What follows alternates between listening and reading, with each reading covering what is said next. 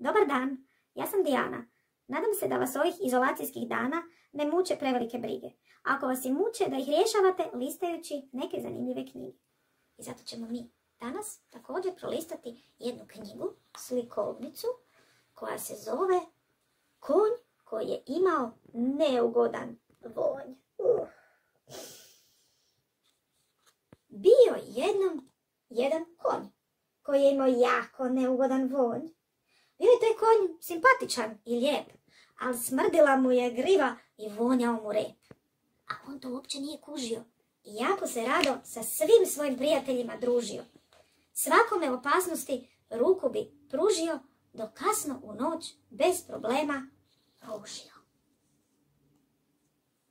Volim se kibat, volim se kibat, voliš se kibat, volim se kibat, volim se kibat, volim se kibat, voliš se kibat, volim se kibat, volim se kibat, volim se kibat, voliš se kibat, volim se kibat, volim se kibat, volim se kibat, voliš se kibat. Volio je taj konj kobilama brati cvijeće, a sa trave uklanjati različito smeće.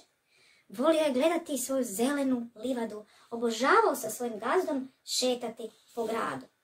Volio je u daljini razlistane šume, a naročito mu je bio štos kad auto glasno škripe gume. Volio je čak i ove muhe koje su oko njega letjele, a naročito bi se raznježio kad bi koke jaja snijele. Uglavnom je taj konj bio jako dobre volje, ali primijetio da svi od njega bježe brže bolje. Uvijek kad bi pomislio da se nekoj kobili svidjelo njegovo lice, ova bi se udaljila zbog neke sitnice. Ili kad bi pozvao nekog frenda konja na kavu, on bi mu rekao: o, baš sad moram pasti travu. I ništa tome konju više nije bilo jasno, jer njemu je sve izgledalo krasno. Nije nikad pomislio da ga prijatelji ne vole ili da se od njega ježe, ali primijetio da svi iz nekog razloga od njega bježe. Jedino su još muhe oko njega letjele, samo su još one njegovo društvo htjele. Dok tamo sve dalje i dalje zujale su pčele, a paučice još dalje svoje mreže plele. Pa što se to sa mnom događa, kao da cijeli svijet se svađa? Zašto svi me napuštaju, a da ih jako volim dobro znaju? I baš kad je livada oko njega ostala pusta, jedna mu muha reče: kako ti fino smrdi iz usta. Što? Njemu? Pa svi znaju da on poklonjeni konj, a takvi konji nemaju vonj.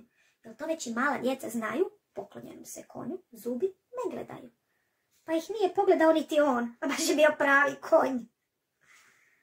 O, hvala ti muho, što si iskrena bila, ti si moja mala, lijepa, dobra vila. Sve je tada našem konju postalo plink jasno.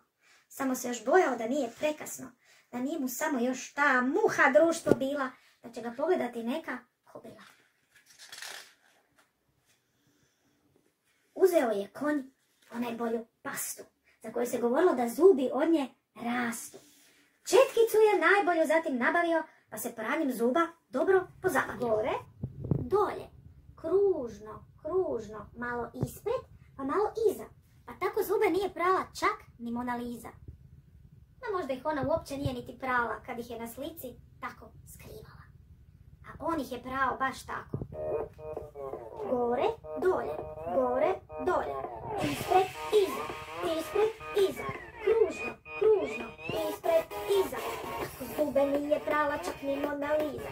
Gore, dolje, kružno, ispred, iza. Tako zube nije prala čak ni Mona Lisa. Gore, dolje, kružno,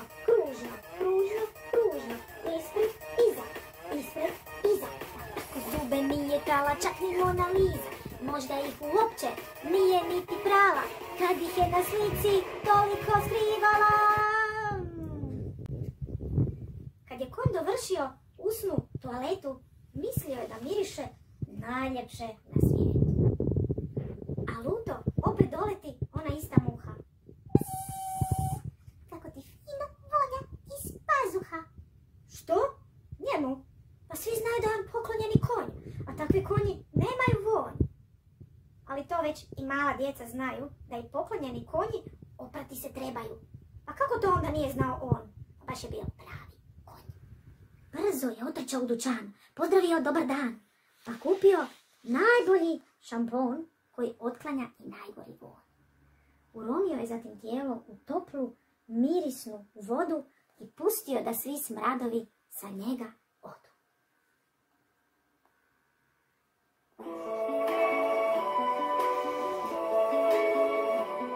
I see trees of green, red roses too. I see them bloom for me and you. And I think to myself, what a wonderful world.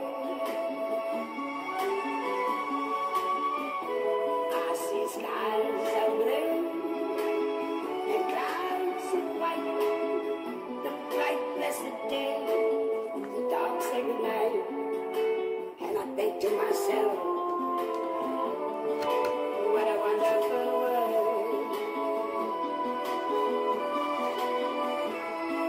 The colors of the rainbow, so pretty in the sky. Zatim se baš kao najfiniji konj pošpricao mirisom od kolonje.